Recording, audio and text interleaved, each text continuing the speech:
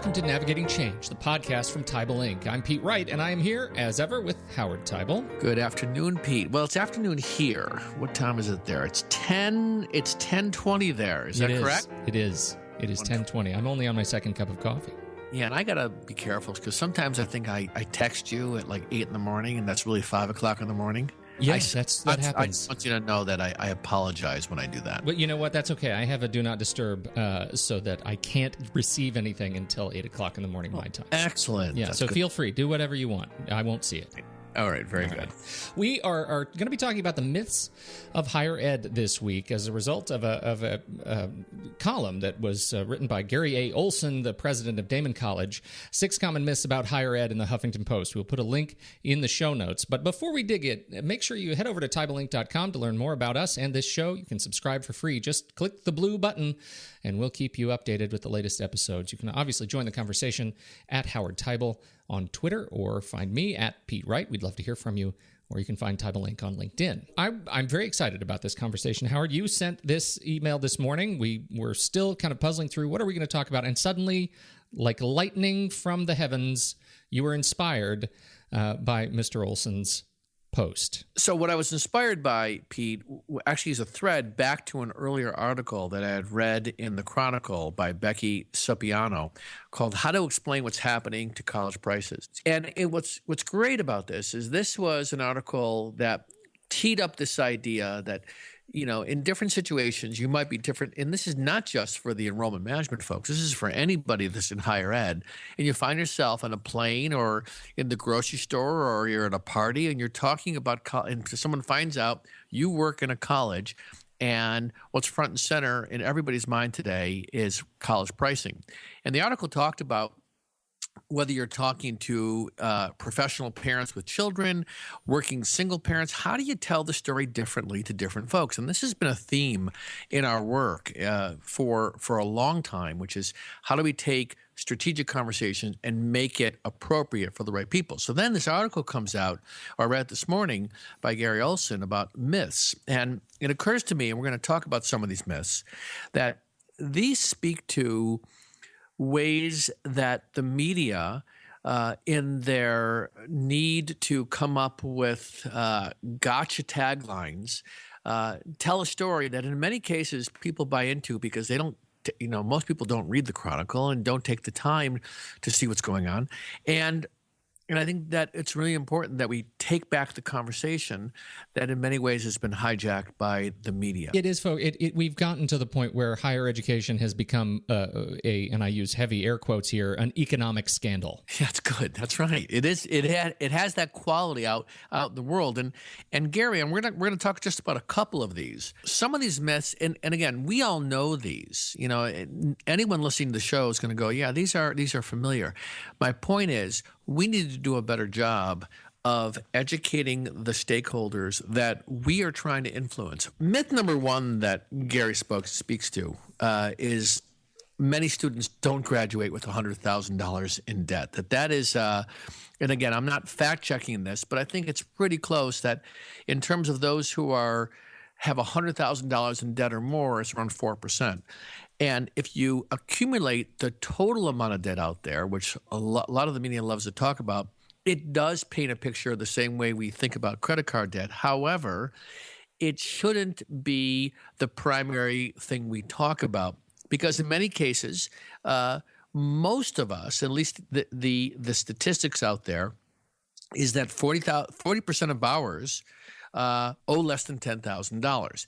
And again, I'm sure there's different statistics, but the important thing is that we don't find ourselves being defensive, so overly defensive about this debt conversation. Well, and I think that's the Institute for College Access and Success Project. They did a project on student debt, and they came up with the average student loan debt across the country. This is average student loan debt, not just private colleges, is $29,000. That's right. So, and listen, that's not a trivial amount for someone who makes a lower salary. I'm not diminishing this, but if you take into account the second myth is that college degree is no longer a wise investment. It still is the case, at least from an economic standpoint, that the lifetime earnings conversation, which back in 2013, the Pew Research Center calculated $650,000 differential between a college versus a high school grad. Now we're talking about probably $1 million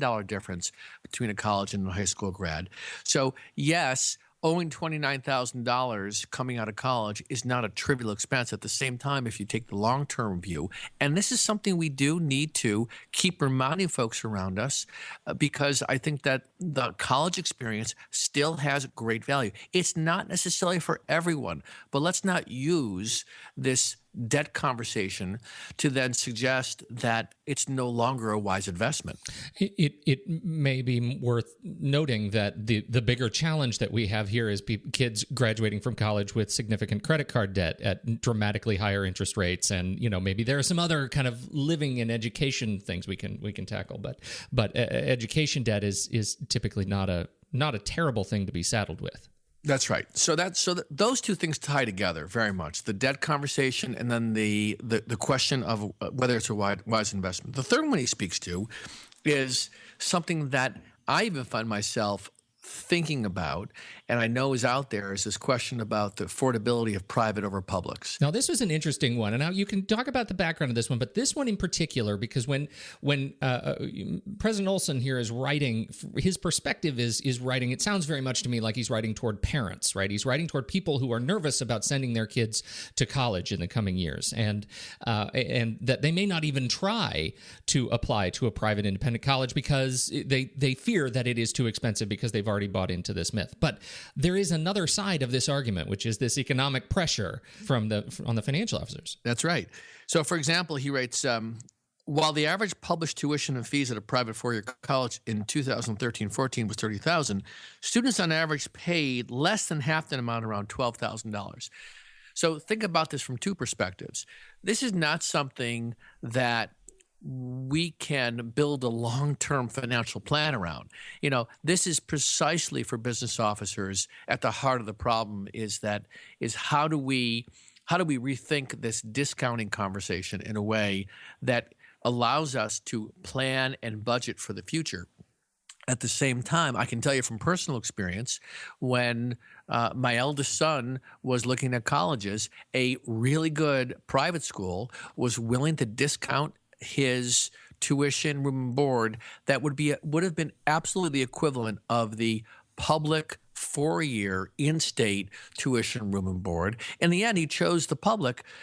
However, we got to be careful that we don't find ourselves not telling a better story about the fact that parents shouldn't and prospective students shouldn't be turning away, and I think they are, from privates because of this initial sense that we cannot afford this. And enrollment management and those particular departments spend a lot of time thinking about this, but it's another part of the story out there that I think, from the point of view of how we fill our class and how we think about the work, we need to do a better job of making sure we're telling a consistent story within our school. I'm very gratified to hear this information as a parent who is preparing to send, two kids to college, to hear President Olson's perspective in debunking the myth, to hear your experience.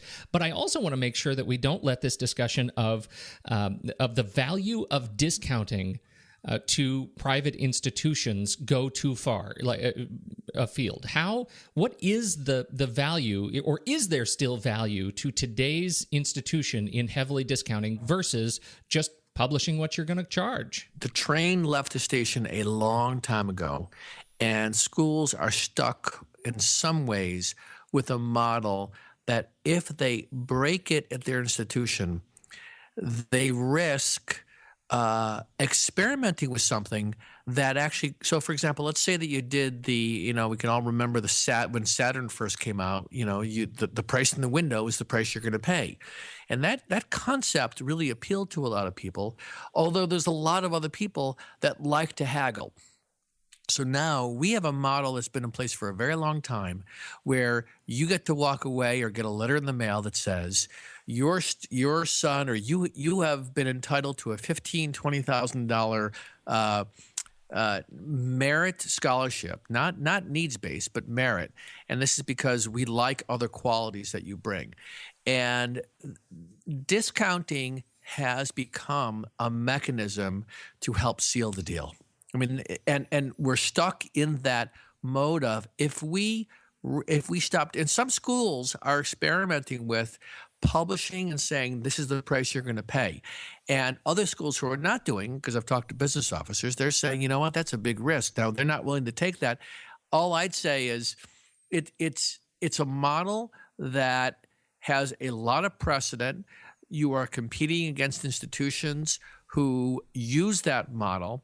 And unless you have a high degree of confidence that you can bring kids in, or you can bring in the class, because it fundamentally, if you think about where this conversation shows up for a school, it is a cycle. It is looking at the next year's class and can we bring them in. There's very little longer term view about this discounting conversation. It's a very immediate lever, right? Peeling off of a conversation we had before. You pull that lever when you need to increase your class size because you don't have the takers. Now there are examples out there of schools that are experimenting with doing it differently. However, all I'd say is this is something that you need to make sure you've got an alternative mechanism that offsets the risk. If you don't discount, are you going to lose kids?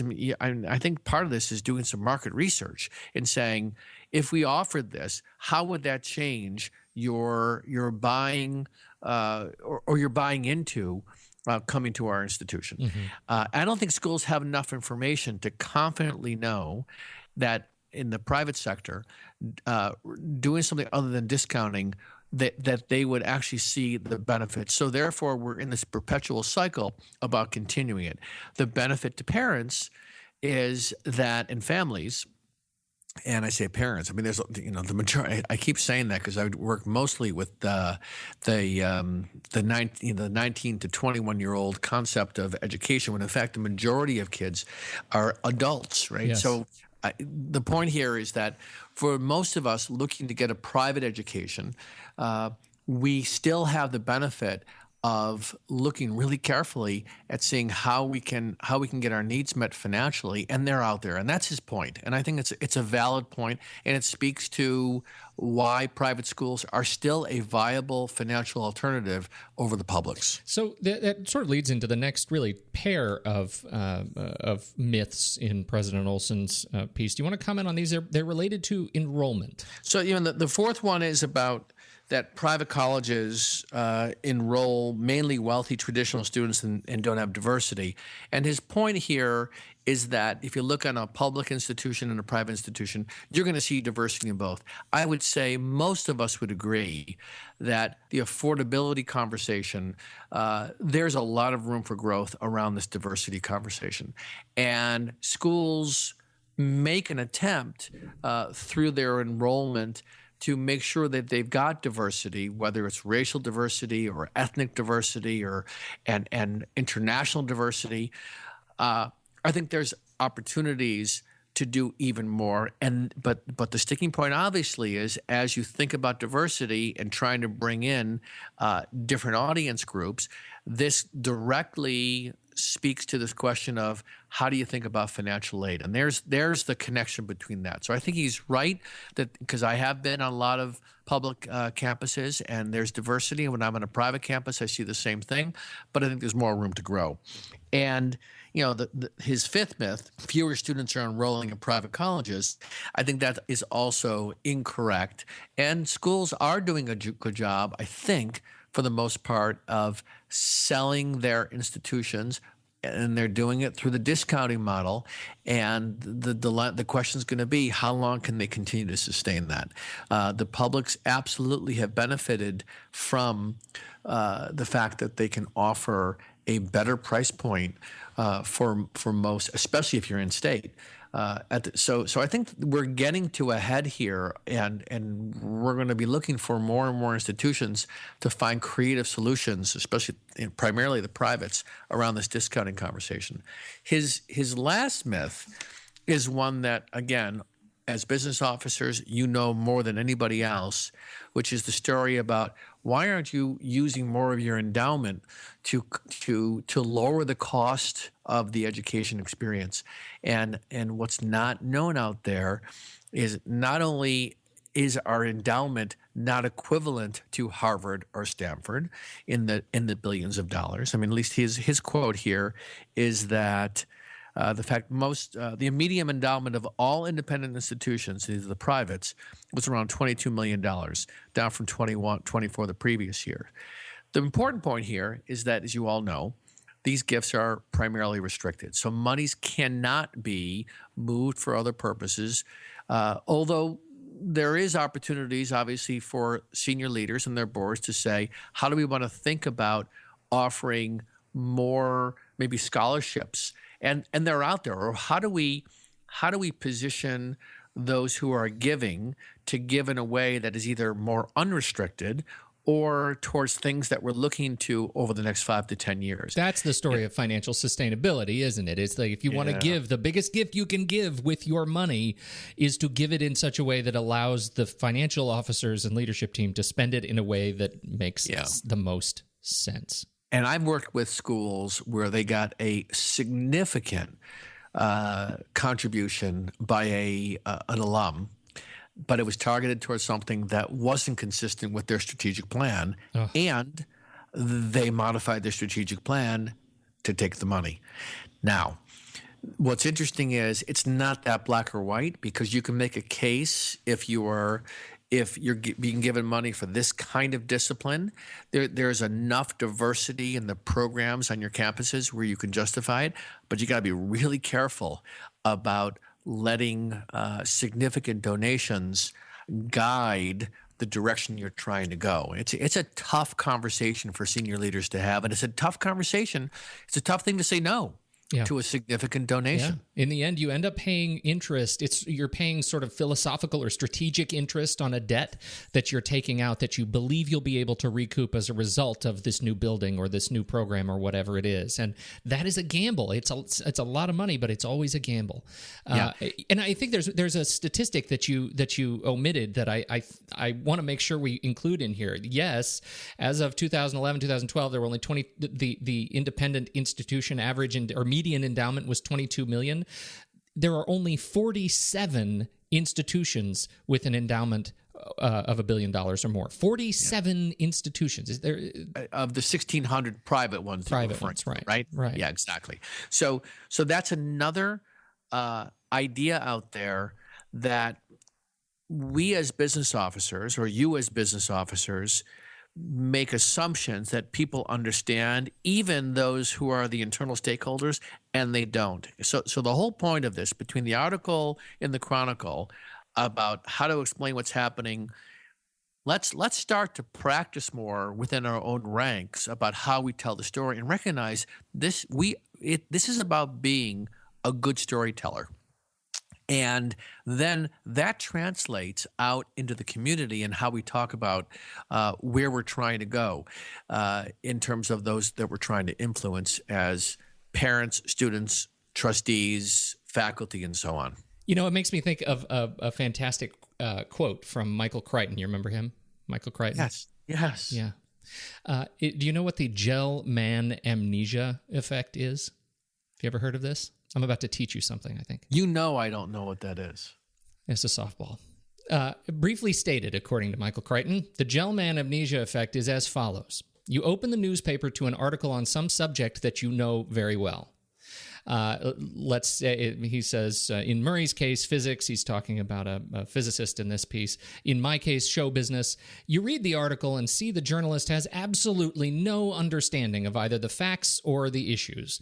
Often the article is so wrong, it actually presents the story backward, reversing cause and effect. I call these the wet streets cause rain stories. The newspapers are full of them. In any case, you read with exasperation or amusement the multiple errors in a story, and then you turn the page to national or international affairs and read as if the rest of the newspaper was somehow more accurate about Palestine than the baloney you just read. You turn the page and you forget what you know.